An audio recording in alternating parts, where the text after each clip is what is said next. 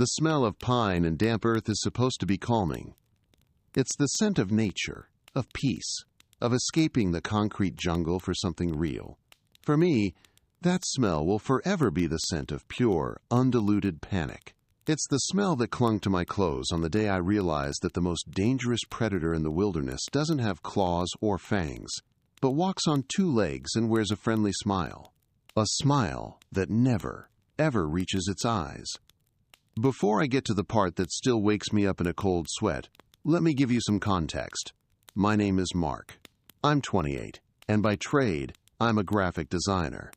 But my passion, the thing that really makes me feel alive, is landscape photography.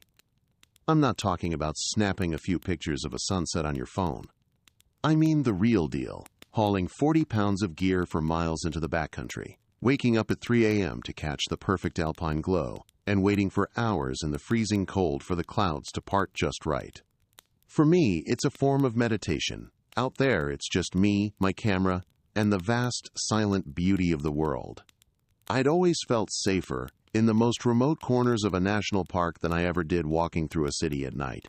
I was so terribly, catastrophically wrong about that. This particular trip was one I had been planning for months. I was headed to the Cascade Mountains, to a remote area of the National Forest, known for a series of waterfalls called the Whispering Sisters.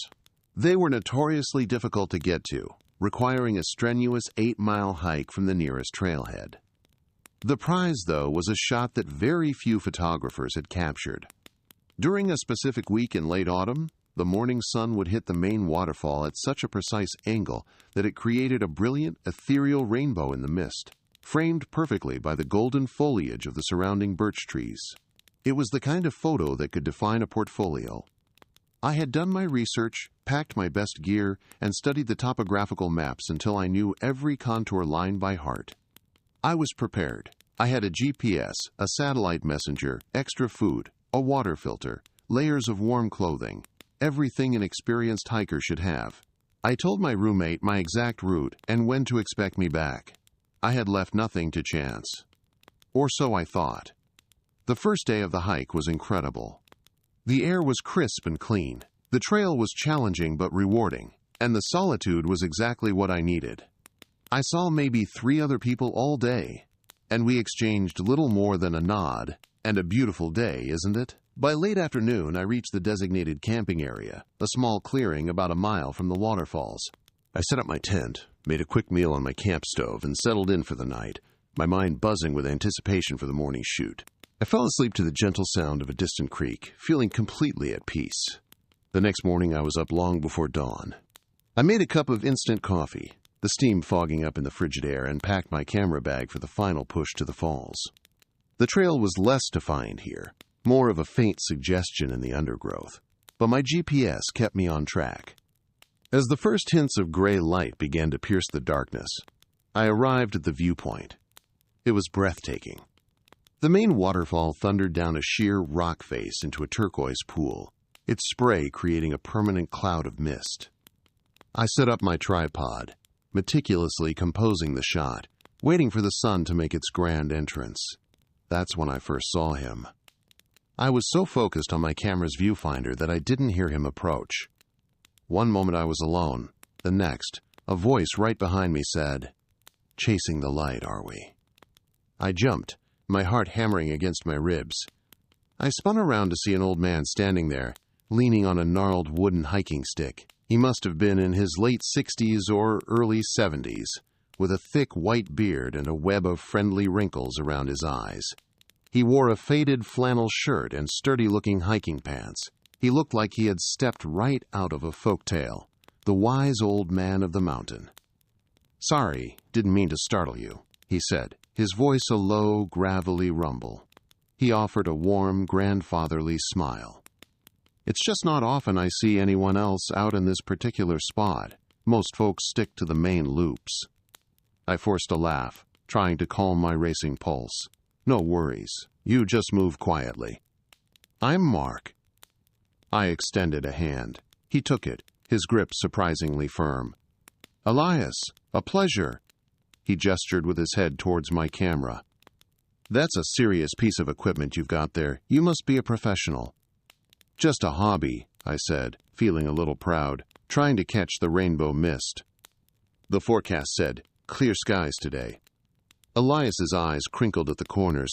Ah, the Maiden's Veil, a tricky shot. You need the sun to be just so, but you're in luck. I've lived in these woods, man and boy, for 50 years. I know their secrets.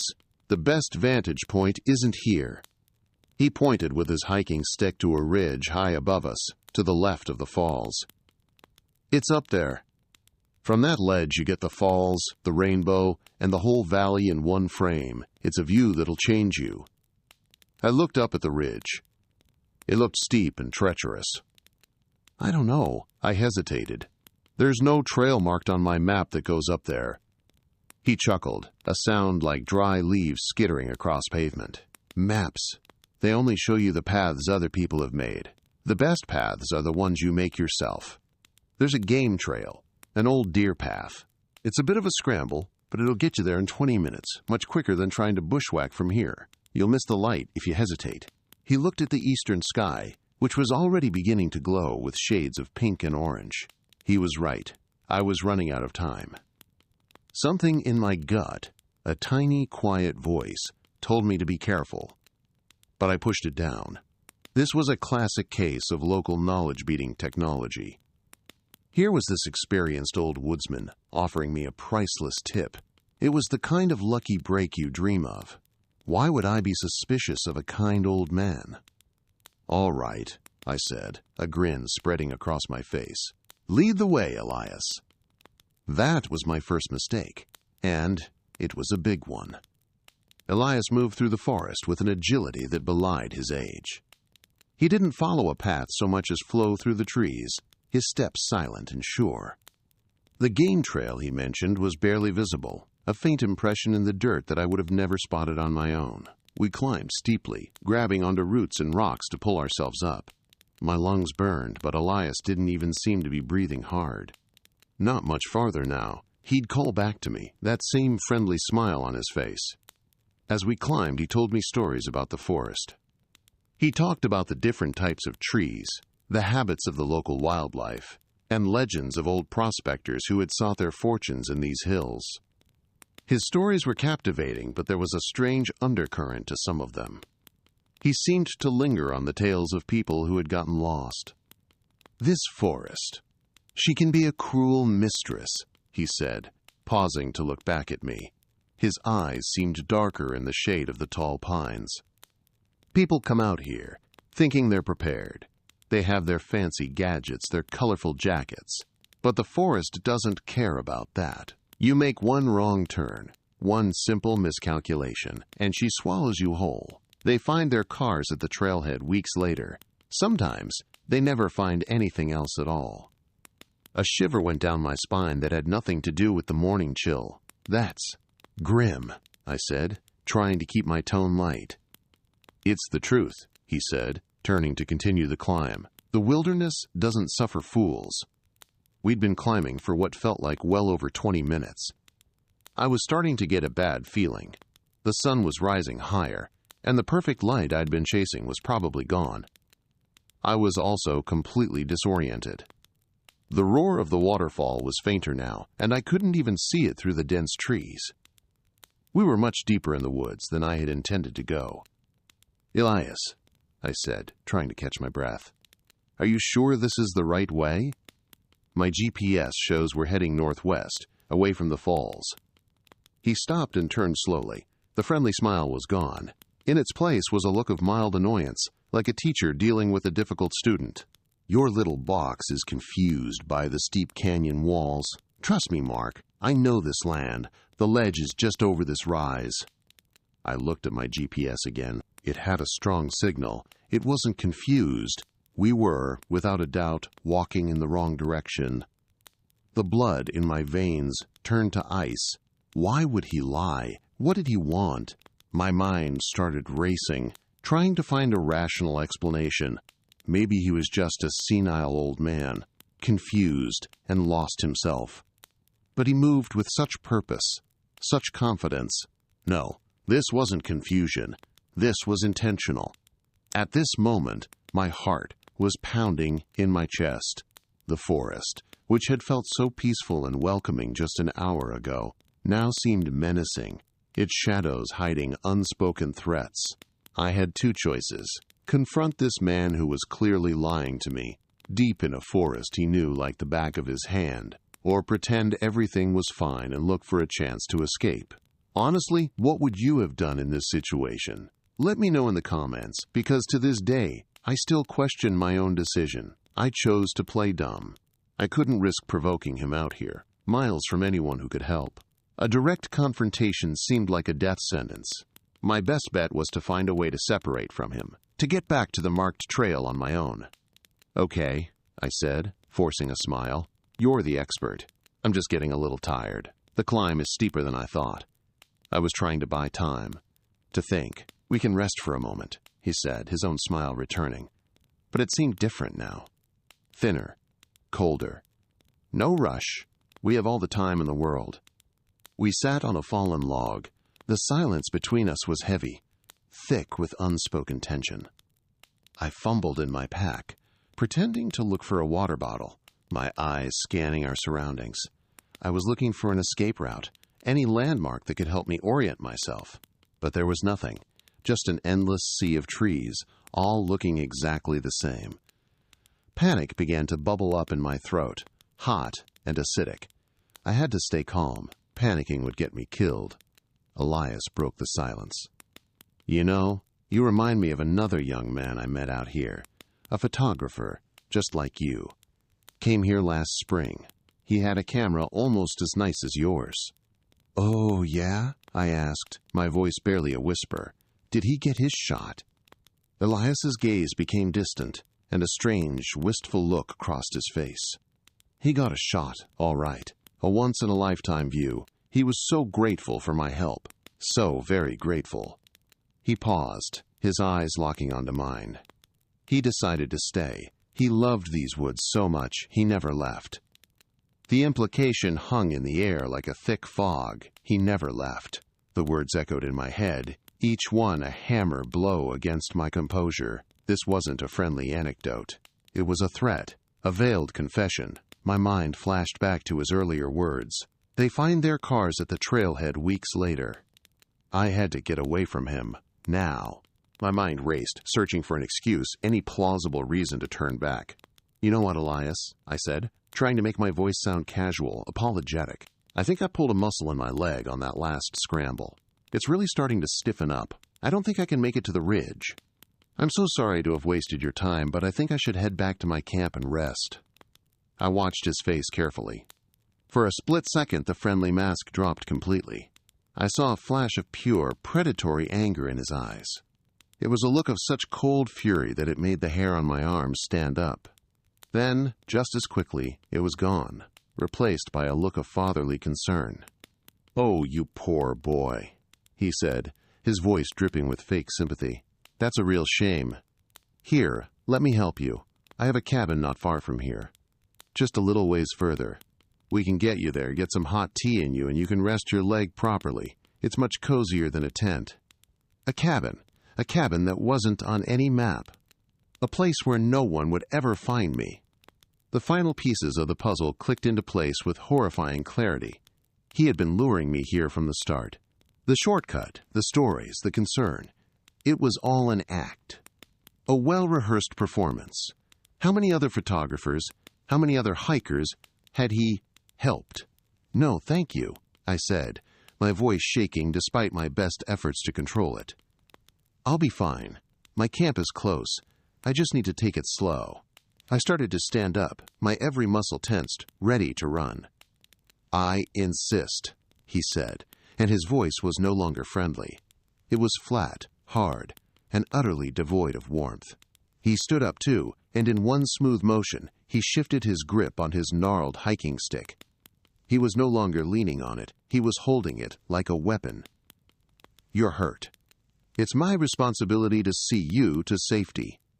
This was it. The charade was over. I was standing in the middle of nowhere with a man who intended me serious harm. The time for excuses and lies was over.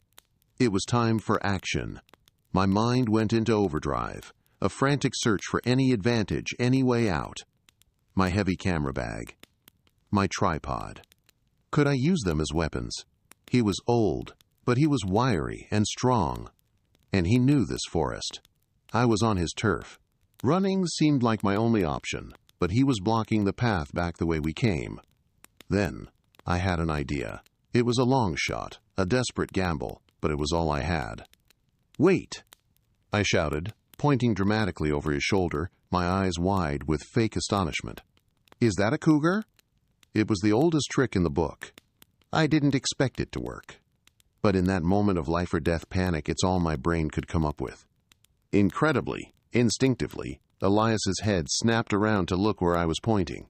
It was only for a second. But a second was all I needed. I didn't hesitate. I dropped my camera bag. My precious, expensive gear meant nothing now, and I ran. I didn't run back the way we came. I bolted sideways, off the faint trail, and directly into the thickest part of the undergrowth. I crashed through bushes, branches whipping at my face, thorns tearing at my clothes and skin. I didn't care. I just ran, fueled by a surge of adrenaline so powerful it made the world seem slow and syrupy. "You little fool!" I heard him roar behind me. It was a sound of pure rage, inhuman and terrifying. I heard the crash of him starting to run after me. The chase was on. I have never known fear like I knew it in those next few minutes. It was a primal, all-consuming terror. Every snap of a twig behind me was him, right on my heels. Every shadow was him, about to grab me. My lungs were on fire. My legs screamed in protest. I stumbled over roots, caught myself on trees, and kept going. I wasn't thinking anymore, just moving, driven by the reptilian part of my brain that was screaming one word: survive. I remembered a survival tip I'd once read. If you're being tracked, use water to cover your scent and tracks. Up ahead, I could hear the faint sound of running water. A creek. I pushed myself harder, breaking through a thicket of ferns and nearly falling down a steep embankment. Below me was a small, fast-flowing creek. Without a second thought, I slid down the muddy bank and plunged into the icy water. The shock of the cold was so intense it almost made me cry out, but I bit my lip and pushed through it. I ran downstream, in the water, for what felt like an eternity, hoping it would be enough to throw him off my trail. After about 100 yards, I scrambled up the opposite bank, shivering and soaked, and risked a look back. I saw nothing. I heard nothing but the sound of the creek and my own ragged breathing. Had I lost him, or was he just being quiet, circling around to cut me off? I couldn't take the chance. I started running again, away from the creek, trying to put as much distance as possible between us. My only guide was my GPS, which I had thankfully kept in my pocket. My goal was simple: get back to the main trail. It was miles away, but it was my only hope. The next few hours were a blur of terror and exhaustion. Every rustle of leaves sent a fresh wave of panic through me. I kept looking over my shoulder, expecting to see his face leering at me from behind a tree. The forest was no longer a beautiful sanctuary. It was a green hell, a labyrinth designed to trap me. I thought about what he'd said, how the forest swallows people whole. I now understood what he meant. He wasn't the forest's servant. He was its agent. I don't know how long I ran and stumbled through the woods. It felt like days. Finally, through the trees, I saw something that made me weep with relief. A flash of color, a bright red jacket. It was another hiker, on a well-maintained trail. I burst out of the trees, covered in mud, scratches, and bleeding from a dozen small cuts. "Help!" I yelled, my voice hoarse. "Please help me."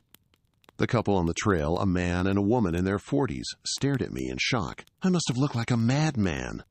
I poured out a garbled, frantic version of my story. The old man, the shortcut, the cabin, the chase. They looked at me with a mixture of pity and disbelief, but they could see the genuine terror in my eyes. They gave me some water and a protein bar and walked with me the last few miles back to the trailhead. The feeling of seeing my car in the parking lot. I can't even describe it. I collapsed right there on the gravel, gasping for air, overwhelmed with a relief so profound it was physically painful. The story doesn't end here, though, and the final part is what truly haunts me. If you've been on the edge of your seat, feeling that same cold dread that I felt, consider hitting that subscribe button and turning on notifications, because you won't want to miss what the park rangers told me. The couple drove me to the nearest ranger station. I sat there, wrapped in a blanket, sipping hot coffee, and told my story again, this time to a serious-faced ranger named Officer Davis. He listened patiently, taking detailed notes, asking clarifying questions. I described Elias as best I could. The white beard, the flannel shirt, the gnarled hiking stick, the unnervingly firm handshake. When I was finished, Davis was silent for a long moment, his expression unreadable. He looked at his partner, a younger ranger, and they exchanged a look that made my blood run cold all over again. "Mark," Davis said, his voice low and grave. "There's no one named Elias who lives anywhere near this park. We know all the locals, all the folks with cabins on the park's border. The man you're describing doesn't exist." "But that's impossible," I stammered. "He said he'd lived here his whole life. He knew the woods so well." "A lot of people know these woods," Davis said, his eyes hard, "and not all of them are friendly." He stood up and walked over to a filing cabinet. He pulled out a thick binder and placed it on the table in front of me. The cover read, "Active Investigations, Missing Persons." He opened it. Inside were flyers, printouts of smiling faces under the bold word "missing." There were men and women, young and old. He flipped through a few pages, then stopped on one. He turned the binder to face me. It was a flyer for a young man who had gone missing in the park 8 months prior. He had a kind face and was wearing a backpack, holding a camera. The description said he was an, quote, photographer who had gone to the Whispering Sisters section of the park and had never returned. His car was found at the same trailhead where mine was parked. He looked just like me. My breath hitched in my throat. I couldn't speak. Davis didn't need me to. "You're the 4th person in the last 2 years to report a strange encounter with an old man matching that description in that specific area," he said, his voice grim. "The first one thought he was just a crazy but harmless hermit.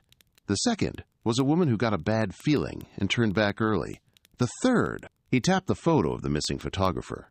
"The third was him. You're the first one to be led so far off the trail and actually get away." I stared at the flyer, at the smiling face of the young man who wasn't as lucky as I was. I thought of Elias's chilling words. He loved these woods so much, he never left. It wasn't a metaphor. It was a boast.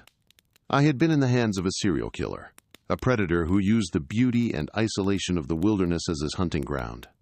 My blood, sweat, and tears were still fresh on the forest floor, a testament to a hunt that had nearly ended with my face in that same binder. So who was he?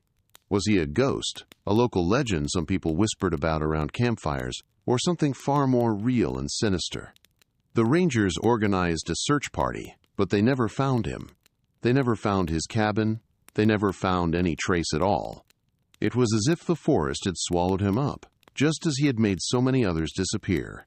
I never went back to the Cascade Mountains, and sometimes, when the wind howls outside my window at night, I can still hear his voice in it, and I see his smile that never reached his eyes. Have you ever had an experience where your gut feeling screamed at you that something was profoundly wrong? A time when you ignored it, or a time when listening to it saved you? Share your thoughts or theories about the man who called himself Elias in the comments below. I'd be genuinely interested to read them, because even after all this time, I'm still searching for answers.